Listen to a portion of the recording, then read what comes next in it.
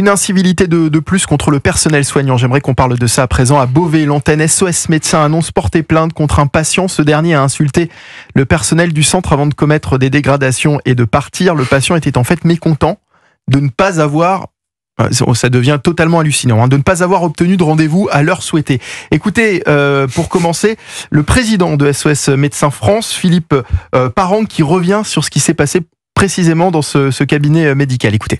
C'est un patient qui en présentiel s'est présenté directement au cabinet et qui a été reçu par la secrétaire pour filtrer, pour savoir le motif de la demande. Et en fait, il venait pour avoir un arrêt de travail qu'il voulait avoir immédiatement, alors qu'il est venu sur le coup de midi moins le quart, que la secrétaire lui a dit qu'un arrêt de travail, c'était pas un motif qui était recevable par SOS. Le patient a insisté fortement. Elle lui a dit, écoutez, un médecin vous donnera un avis à 14h éventuellement. Et puis là, le ton est monté immédiatement. Et il a insulté la secrétaire. Et puis, il est parti en tapant dans la porte, le sas de sortie, où il a cassé la porte de l'entrée du sas et en mettant des coups de pied dans la porte. Voilà, donc Philippe Parent, président de SOS Médecins, au micro de Charles Bouchin, au micro d'Europe 1. Qu'est-ce que ça dit de notre société, ça, Gilles Boutin ? C'est-à-dire qu'on a quelqu'un qui, finalement, se dit que les médecins sont totalement à sa disposition et que s'ils ne répondent pas à sa demande, voilà, il a le droit de tout casser. Ça nous dit que les médecins sont un excellent thermomètre de la situation psychologique de notre pays. C'est-à-dire qu'on est dans une époque où on a une population qui n'arrive plus à gérer ses frustrations. Et les chiffres le montrent, c'est pas du doigt mouillé. SOS Médecins constate dans les témoignages qu'il y a de plus en plus de tensions et soit de heurts vocaux, mais également de violences. Le Conseil national de l'ordre des médecins constate également une augmentation régulière des violences. Alors il y a beaucoup de raisons en fait. Déjà, on les incite, les médecins, à déclarer davantage. Cependant, on est passé de 500 déclarations dans les années 2000 à plus de 1500 aujourd'hui. Donc je pense que c'est pas seulement du fait d'une hausse des déclarations. Clairement, les actes sont en augmentation. Ce qui peut l'expliquer, c'est qu'il y a beaucoup de gens qui sont en souffrance psychique aussi. Ça augmente, on le constate. Et il y a aussi beaucoup de gens qui se sentent mal au travail, donc qui réclament toujours plus d'arrêt de travail. En l'occurrence, c'est ce qui était à l'origine de cette violence qui s'est déchaînée. Et pourquoi veulent-ils davantage d'arrêt de travail ? Parce qu'ils se sentent mal au travail. Et derrière, en parallèle, on a le gouvernement qui veut faire des économies. Et donc, il y a une incitation du côté des médecins à ne pas accorder trop d'arrêt de travail. Il y a une tension. Les médecins sont pris entre le marteau et l'enclume. On a aussi plein d'éléments. Avec Internet, tout le monde est médecin. Les gens, avant d'aller voir le médecin, consultent. Ils sont persuadés de savoir ce qu'ils ont et ce qu'il faut pour les soigner. Résultat, ils n'ont pas ce qu'ils veulent et ils sont frustrés. On a moins de médecins. Donc, les gens, ils attendent.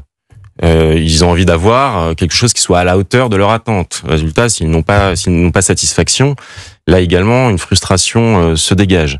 On pourrait citer encore, je pense, bien des raisons.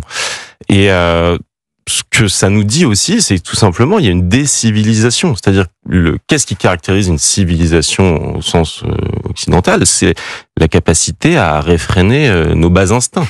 Donc c'est la capacité à se retenir tout simplement. Mais c'est vrai aussi ce que vous dites sur Internet. Internet a joué un rôle terrible dans l'évolution de la médecine. C'est-à-dire que par Internet, on est tous un peu médecins.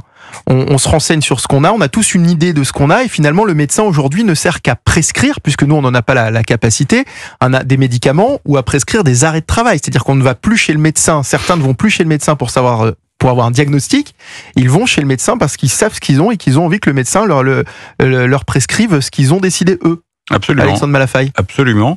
On l'a vu pendant la crise sanitaire. D'ailleurs, tout le monde était devenu finalement, même le président de la République était devenu un excellent virologue. Oui, c'est vrai. Et en fait, les gens arrivent devant les services publics en consommateurs en disant j'ai le droit.